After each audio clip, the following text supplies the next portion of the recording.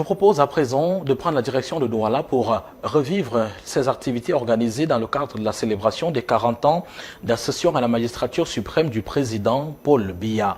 Les jeunes, mais aussi les seniors ont organisé dans la capitale économique du Cameroun depuis le début de cette semaine une série d'activités allant dans ce sens. Martin Matip a préparé aujourd'hui à d'autres activités. L'idée, c'est vraiment de retracer les 4 décennies de magistère du président Paul Biya pour rappeler aux jeunes Camerounais ce qu'il laisse à la postérité. Martin Matip.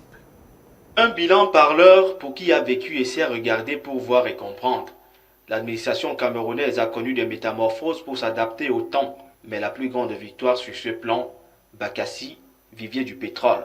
Tout a commencé par la guerre de Bakassi, ce qui nous a amené aux accords de Greentree, faisant du Cameroun, faisant la presqu'île du Cameroun, de Bakassi, le territoire camerounais, riche en pétrole et en poissons. Le legs au plan éducatif n'a pas manqué de faire figure d'auréole. De la construction et la multiplication des écoles publiques et des universités d'État, en passant par les lycées, un panier plutôt bien garni. À son accession à la magistrature suprême, le Cameroun n'avait que l'université de Yaoundé qui est devenue Yaoundé 1. Chaque région a son université. Il a par ailleurs décrété la gratuité de l'enseignement primaire dans les écoles publiques et maternelles. Au plan sanitaire, entre création et construction d'autres hôpitaux généraux, régionaux, de districts, le relèvement de leurs plateaux techniques et la gratuité de certaines pathologies, la courbe est ascendante. Le président Paul Biya a donné le meilleur de lui-même. Il n'y avait que l'hôpital général de Yaoundé et de Douala.